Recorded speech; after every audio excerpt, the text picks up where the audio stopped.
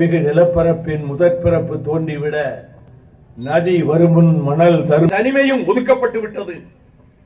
இதற்கு மேல் என்னுடைய தலைவர் இருக்கின்ற இந்த கூப்பே பெட்டியினுடைய கதவை யாராவது தட்டலாம் என்று நினைத்தால் அவருடைய மணிக்கரம் துண்டிக்கப்படும். இதற்கு இந்த இடத்திலே தான் வைகோ நிற்பான். வர சொல்லுங்கள் மந்திரியை என்று கூட்டம் கோஷமிட தொடங்கிவிட்டது. வேறு வழியின்றி அமைச்சர் தலையிலிருந்து 3 பேர் கையில் கட்டிக் கொண்டிருந்த மற்றவர்களோடு அந்த பெட்டிக்குள் ஏறினார். இன்ஸ்பெக்டரும் சப் இன்ஸ்பெக்டரும் 15 போலீஸ்காரர்களும் அவசரமாக வண்டியில் ஏற்றப்பட்டார்கள். அவர்கள் சொன்னார்கள், நாங்கள் இந்நேரம் மதுரையை நோக்கி போய்க் கொண்டிருப்போம். ஆனால் இந்த அமைச்சரின் பிடிவாதத்தால் அந்த பெட்டிக்கு எதிரே ஒருவன் நிற்கிறான். அவனால் எனக்கோ எந்தோழர்களுக்கோ ஆபத்து வந்துவிடக் கூடும். உங்கள் போலீஸ் படையை முழுவதுமாக இந்த பெட்டியிலே ஏற்றுங்கள் என்று சொன்னதனால் நாங்கள் ஊருக்கு போக முடியாமல் இப்பொழுது இங்கே வந்திருக்கிறோம் என்று சொல்ல, நான் அந்த வாசலிலே நின்றவன் உணவருந்தாமல் தேநீர் அருந்தாமல் விடிய விடிய அந்த இடத்திலே நின்று விட்டு விடிந்ததற்கு பின்னால் செங்கல்பட்டிலே புகை வண்டி போய் நின்ற போது அங்கே கொண்டு வரப்பட்ட தட்டிலே இருந்த காலை அருந்தும் காப்பியை கையில் ஏற்றிக் கொண்டு கதவை தட்ட தலைவரினுடைய துணைவியார் அந்நியார் அவர்கள் கதவை திறக்க எழுந்து உட்கார்ந்திருந்த தலைவர் அவர்கள், நீங்கள் இங்கே எங்கே வந்தீர்கள்? உங்களுக்கு பின்னாலே ஒரு பெட்டியில் அல்லவா இடம் ஒதுக்கப்பட்டிருந்தது என்று சொன்னீர்கள். இந்நேரம் இங்கே வந்து என் காப்பி தட்டோடு நிற்கிறீர்கள் என்ற போது, நேற்று இரவெல்லாம் இந்த காலை வரையில் இதே இடத்தில் தான் நான் நின்று கொண்டிருந்தேன் என்று சொல்ல, அதை கேட்ட மாத்திரத்தில் அவருடைய கண்களிலே இருந்து கண்ணீர் துளிகள் உருண்டு ஓட, மறக்க முடியாத அந்த நினைவுகளோடுதான் காலம் விசித்திரமான சூழ்நிலைகளை ஏற்படுத்துகிறது. ஆகவே 93இல் நான் திராவிட முன்னேற்ற கழகத்திலே இருந்து வெளியேற்றப்பட்டேன். 30 ஆண்டுகள் இருந்த இயக்கத்திலே இருந்து, உழைத்த இயக்கத்திலே இருந்து 25 முறை சிறைச்சாலைகளுக்கு சென்ற அந்த நிகழ்வுகள் எல்லாம் முடிந்ததற்கு பிறகு வெளியேற்றப்பட்ட காரணத்தால் மறுமலர்ச்சி திராவிட முன்னேற்ற கழகம் என்ற இயக்கத்தை உருவாக்க வேண்டிய கட்டாயத்துக்கு ஆளாக்கப்பட்டு ஐவர் தீக்குளித்து வடிய அரவாக்குறிச்சி மயானத்தில் ராத்திரி 12 மணிக்கு தொடங்கி விடியற்காலை 2:30 மணி வரை நான் பேசினேன்.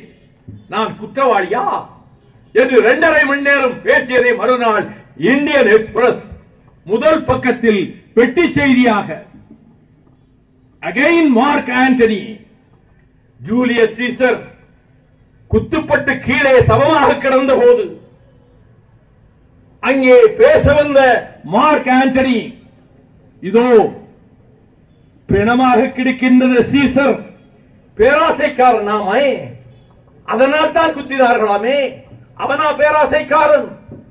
லூபர்கால் திருவிழாவிலே அவனுக்கு முடிசூட்ட முயன்ற போது நான் முடிசூடிக் கொள்ள மாட்டேன் என்று மறுதளித்த சீசரா குற்றவாளி? அவன் எழுதி வைத்திருக்கிற உயிலை இதோ என் கையில் வைத்திருக்கிறேன். ஆனால் இதை வாசிக்க மாட்டேன். வாசித்தால் நீங்கள் இந்த கொலைக்கு காரணமானவர்களை கண்டதுண்டமாக வெட்டுவதற்கு ஆயுதங்களை தேடுவீர்கள். அவர்கள் ஓட வேண்டிய நிலைமை ஏற்படும்.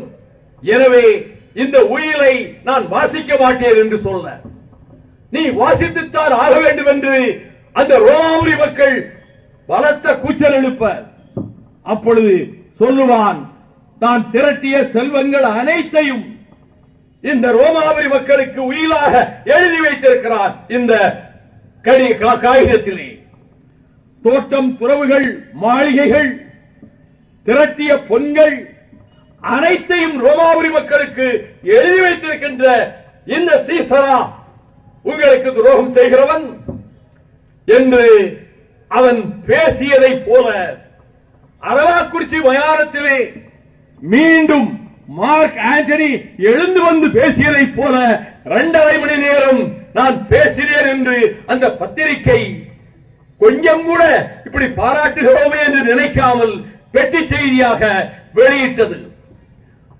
அதன் பிறகு 31 ஆண்டுகள் ஓடி மறைந்து விட்டன. நான் மிசா கொட்டடியிலே கைதியாக இருந்த போது, பாளையங்கோட்டை சிறையில் இருந்த போது, தூத்துக்குடியிலே இருந்து என் நினைவு விட்டு பிரியாத சகோதரன் பெரியசாமியும், கவுன்சிலர் ஐயாசாமியும், கேப்டன் நடராஜனும், மாவட்ட செயலாளராக இருந்த கிருஷ்ணனும், ராக்கெட் ரத்தினசாமியும், வேட்டையன் தங்கராஜும், பேச்சாளர் ரத்தினசாமியும் இந்த தூத்துக்குடியில் இருந்துதான் அந்த சிறையிலே என்னோடு இருந்தார்கள்.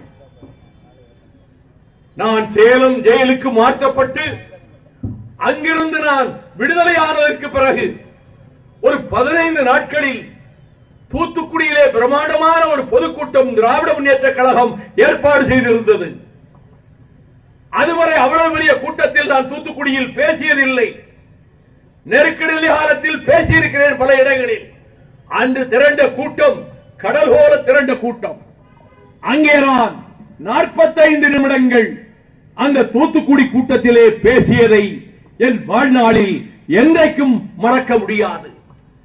அப்படி அந்த சகோதரர்கள் நேசித்த இந்த தூத்துக்குடியில் தான் நான் தொடக்கத்தில் கூறியதை போல தியாக பெருவாழ்வு வாழ்ந்த ஒட்டப்பிடாரம் வீர சிதம்பரம் பிள்ளை, ஒரு மராட்டியத்துக்காரன், ஒரு வங்காளி, ஒரு பஞ்சாபி, இந்திய மாநிலத்தில் எவரும் செய்ய முடியாத ஒன்றை ஒரு தன்மான தமிழனாக, Britannia rules the waves, Britons will never be the slaves, பிரித்தானியம் உலக கடலை ஆளுகிறது என்று கம்பீரமாக மார்கட்டிக் கொண்டிருந்த பிரிட்டிஷ் ஏகாதிபத்தியத்தினுடைய கப்பல் கம்பெனியை எதிர்த்து இந்த அலைகடலிலே ராஜேந்திர சோழனுக்கு பின்னால் கப்பலை செலுத்தி சுதேசி கப்பல் கம்பெனிக்கு பாலகங்காதர திலகரின் ஆதரவோடு முழு பணம் செலுத்த முடியாமல் அங்கிருந்தவரிடம் அந்த கப்பலை விலைக்கு வாங்கி கொண்டு வந்து அலைகடலிலே அந்த கப்பலை ஓடச் செய்து தமிழனுக்கு பெருமையும் புகழும் தேடித் தந்தவர்.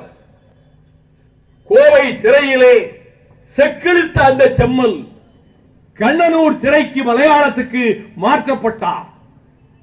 கண்ணனூர் சிறையிலே அவர் தனிமையான ஒரு இடத்திலே வைக்கப்பட்டு வாடி வதங்கிக் கொண்டிருந்த நேரத்தில் ஒரு நடுச்சாம வேளையில் மிஸ்டர் பிள்ளை, மிஸ்டர் பிள்ளை என்ற ஒரு கம்பீர குரல், வெள்ளைக்காரன் குரல் கேட்டு கல்தரையிலே படுத்திருந்த சிதம்பரம் பிள்ளை எழுந்து உட்கார்ந்து, வாட் டு யூ வாண்ட், உனக்கு என்ன வேண்டும் என்று கேட்க, மிஸ்டர் சிதம்பரம் பிள்ளை, உங்களுடைய மாவட்டத்தில் உங்கள் ஊருக்கு பக்கத்திலே இருக்கக்கூடிய மணியாச்சி என்கிற இடத்தில் பொறுப்பு கலெக்டர் ஆஸ்துரையை ஒருவன் சுட்டுக் கொன்று விட்டான். ஏனெனில் அவன் அடிமை தலைகளை தமிழர்களுக்கு பூட்டியவன் என்று அந்த கொடும் செய்தி புலகாயங்களுக்கு கிடைத்தது. உன்னிடம் சொல்ல வேண்டும் என்று வந்தேன் என்று சொன்னவுடன் சிதம்பரம் பிள்ளை தன் சுயசரிதை கவிதையில் எழுதுகிறார். நல்லதே நவீன்ராய், நல்லதே நவீன்ராய், நீ வாழ்க என்று அவனை பார்த்து சொல்ல, அவன் அதிர்ச்சியுற்றவனாக நன்னடத்தைக்காக போடுகிற சில நாட்கள் for the liberation of Tamil Eelam, அதே வார்த்தைகளை சொல்லி தமிழ் ஈழ விடுதலைக்காக நான் உயர்த்திய வாளை கீழே போட மாட்டேன் என்று சொல்லிவிட்டு நான் விடை பெற்று வந்தேன்.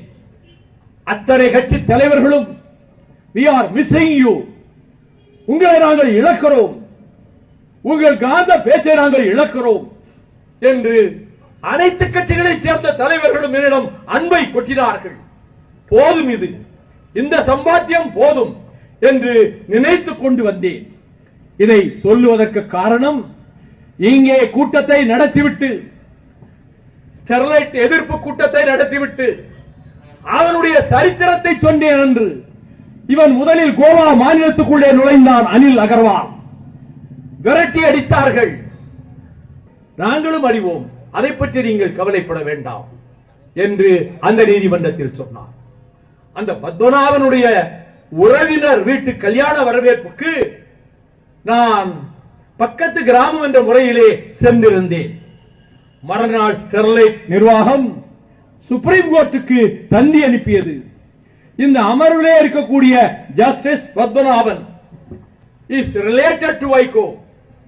ஆகவே இந்த வழக்கை இந்த அமர்விலிருந்து மாற்ற வேண்டும் என்று சுப்ரீம் கோர்ட்டுக்கு தந்தி கொடுத்தான். சுப்ரீம் கோர்ட் அதை தூக்கி குப்பையிலே போட்டது அந்த தந்தியை. ஆனால் ஜஸ்டிஸ் பத்மநாபன் சொன்னார் ஓபன் கோர்ட்ல, என்னுடைய நேர்மையை சந்தேகித்து தந்தி அனுப்பியிருக்கிறார்கள். இனி ஒரு நிமிடம் இந்த அமர்விலே நான் அமர மாட்டேன், நான் வெளியேறுகிறேன் என்றார். சீஃப் ஜஸ்டிஸ் ஒன்றும் செய்ய முடியவில்லை. லிபரால் அந்த வழக்கு அந்த அமர்விலிருந்து ஜஸ்டிஸ் கற்பகநாயகம், ஜஸ்டிஸ் மிஸ்ரா அமர்வுக்கு சென்றது. அங்கும் 2 மணி நேரம் வாதாடினேன், பயனில்லை. ஸ்டெர்லைட் ஆலை இயங்குவதற்கு அந்த அமர்வு, நீதிமன்ற அமர்வு அனுமதி கொடுத்தது. இதன் பிறகு தீர்ப்பாயத்துக்கு சென்றேன், பசுமை தீர்ப்பாயத்துக்கு. சொக்கலிங்கம் அதன் நீதிபதியாக